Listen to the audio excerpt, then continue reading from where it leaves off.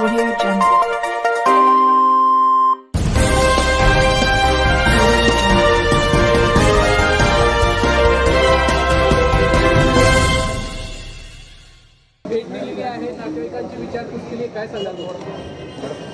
काल अतिशय दुर्दैवी अशी घटना घडली आणि त्यात रेल्वे अपघातामध्ये 13 जण मृत्युमुखी पडले, 12-13 इंज्युअर्ड आहेत. त्यांचा इलाज त्या ठिकाणी सुरू आहे.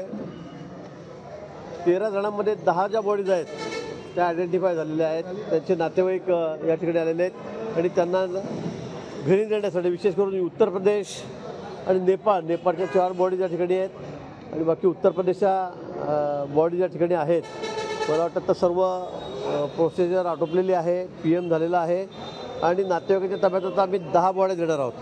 नेपाळचे 4 जण आहेत, त्यापैकी नेपाळला तर इतक्या लांब जाणं तर शक्य नाही, त्यामुळे 3 दफनविधी जो आहे पुण्यात त्याचे नातेवाईक आहेत, पुण्यातच ते काम करत होते, तिथे करणार आहेत. एकाचे नातेवाईक भिवंडीमध्ये आहेत, ती डेड बॉडी आम्ही भिवंडीमध्ये पाठवतो आहे आणि असे सगळे 10 लोक आता या ठिकाणी तात्काळ एक तासाभरामध्ये या ठिकाणून जातील.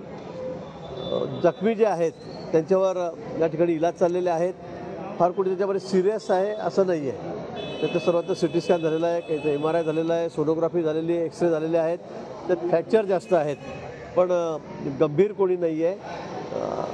शासनाच्या वतीने सर्व मदत त्या ठिकाणी केली जाते. नातेवाईकांची राहण्याची जेवणाखाण्याची व्यवस्था आम्ही त्या ठिकाणी केलेली आहे. जखमी आहेत त्याचे सगळं जो खर्च आहे जखमींचा, औषधाचा, ऑपरेशनचा, शस्त्रक्रिया तो सगळं शासनाच्या वतीने केला जाणार आहे. मृत जे आहेत त्याच्या नातेवाईकांना मुख्यमंत्री महोदयांनी कालच 5 लाख रुपये या ठिकाणी जाहीर केलेले आहेत. भाऊ, अशी माहिती मिळालेली आहे की एका चहावाल्याने अफवा पसरवल्याने ही परिस्थिती उद्भवली. काय खरं आहे, त्याच्यावर काय कारवाई झाली? नाही, इथे मी सगळं कालच नातेवाईकांनाही भेटलो, जे जखमी आहेत त्यांनाही मी विचारलं. त्यांनी असं सांगितलं की कोणीतरी आलं, आग लागली म्हणून त्यांनी काहीतरी गोंधळ घातला आणि त्यामुळे चेन पूल करण्यात आली आणि नंतर लोक गाडीतून पटापट खाली उतरले. बरेच लोक उतरलेले होते पण समोर रेल्वे आली, त्याच्यामध्ये हे 13 लोक त्या ठिकाणी सापडलेत. 12-13 लोक अजून त्याच्यामध्ये काही जखमी झालेत पण ते सुदैवाने वाचलेत. म्हणजे इतके लोक खाली होते, मला लोक सांगत होते की मोठा अनर्थ झाला असता, अजूनही कॅज्युअल्टी वाढल्या असत्यात, पण सुदैवाने मी असं म्हणेल की तो आकडा 13 वर्ष त्या ठिकाणी थांबलेला आहे. सुदैवानेच आपण म्हणू. पण या ठिकाणी तात्काळ प्रशासन धावून गेलं, गावकरी धावून गेलेत, आमचे कार्यकर्ते धावून गेलेत आणि तात्काळ जखमींना आम्ही हॉस्पिटलमध्ये पाचोऱ्याला हलवलं. मी सुद्धा एक 50 मिनिटामध्येच त्या ठिकाणी 65 किलोमीटर अंतर पार करून त्या ठिकाणी पोहोचलो आणि आता जे जखमी आहेत ते सर्व व्यवस्थित आहेत, त्याची सगळी व्यवस्था आम्ही करतो. मी त्या सांगितलं 4 जणांच्यामध्ये जे मृत्यू पावले ते नेपाळचे आहेत पण त्याचे नातेवाईक पुण्यामध्ये आहेत, ते पुण्यामध्ये काम करत होते. त्यांनी सांगितलं आम्ही पुण्यातच अंतिम संस्कार करू, कारण नेपाळला जाणं शक्य नाही इतक्या लांबपर्यंत, कारण बॉडींची आपण जर बघितल्यात तर इतकी वाईट अवस्था आहे की कोणी त्या ठिकाणी बघू शकत नाही, सामान्य माणूससुद्धा. इतके ते सगळे चिन्हामेंढ झालेले आहेत, इतके वाईट परिस्थिती त्यांची आहे. त्यामुळे 3 बॉडीचं फिनरल पुण्यामध्ये होईल जे नेपाळचे आहेत. एक बॉडी जी आहे भिवंडी, नेपाळचे जे आहेत ते भिवंडीमध्ये त्याचे नातेवाईक आहेत ते भिवंडीला घेऊन जात आहेत आणि बाकी उत्तर प्रदेशचे आहेत त्यांच्यासाठी मी ॲम्ब्युलन्सची व्यवस्था केलेली आहे. आता ते तात्काळ या ठिकाणी निघतील. विशेष करून लखनौ, गोरखपूर या भागातले ते आहेत, त्या ठिकाणी त्यांना पोहोचण्याची व्यवस्था आम्ही केलेली आहे. हां, 3 मृतदेह असे आहेत की त्यांची ओळख अजून पटत नाही आहे. 3 मृतदेहांची ओळख अजून पटेल नाही.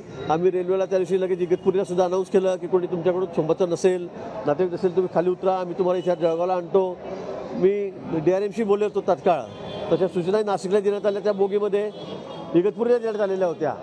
पण या ठिकाणी त्यांचे नातेवाईक आलेले आहेत पण अजूनही 3 बॉडी असे आहेत त्यांचे नातेवाईक अजून इथे कोणी आलेले नाही, त्यामुळे ते आयडेंटिफाय झालेले नाहीत.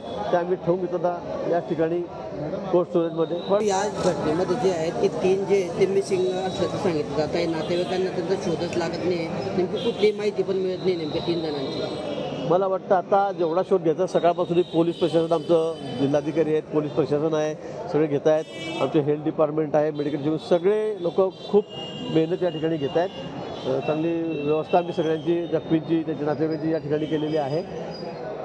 ट्रेनबरोबर फरफडत गेले लांबपर्यंत असाही धोका होता, तोही आम्ही बघितलेला आहे. काहीचे शरीराचे पाठ, हात, पाय हे सुद्धा वेगळे झालेले आहेत. एखादं डोकंच फक्त सापडलेलं आहे, बाकीचं धड वेगळं झालेलं आहे.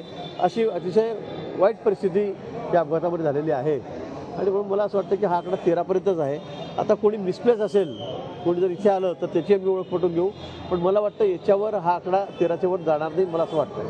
आता हे जे मृत जे आहे ते उत्तर प्रदेशचे लोक आहेत, काही पुण्या वगैरे जातील, तर हे सर्व मृत जे आहे ते काही रेल्वेने जाणार आहेत का? काही रेल्वेने कोणी जाणार नाही. मी पुन्हा सांगतो की सर्व आम्ही ॲम्ब्युलन्सची त्या ठिकाणी व्यवस्था केलेली आहे. उत्तर प्रदेशमध्ये गोरखपूर जिल्ह्यामध्ये आम्ही त्या ठिकाणी बॉडी पाठवतो आहोत. आणि 4 जे नेपाळचे आहेत ते पुणे आणि भिवंडी या ठिकाणी त्यांचं खिंडल होईल. जे अनोळखी मृतदेह आहे त्यांचं काही DNA टेस्ट वगैरे करण्याचं प्रोव्हिजन केलं आहे? निश्चित ते केलेलं आहे. त्याचं DNA टेस्ट आम्ही येणारे जे लोक आहेत, नातेवाईक आहे, ते त्या ठिकाणी त्यांना ओळखतील किंवा DNA साठी त्यांचा उपयोग त्या ठिकाणी होईल. पण मला असं वाटतं की 3 जण जे राहिलेले आहेत त्यांची ओळख पटवण्यासाठी आम्ही सगळे प्रयत्न या ठिकाणी करतो आहोत. नातेवाईकांनी सगळ्या लोकांना आवाहन केलेलं आहे. मला वाटतं लवकरच हा प्रश्न सुटेल. Press the bell icon on the YouTube app and never miss another update. Audio Jungle.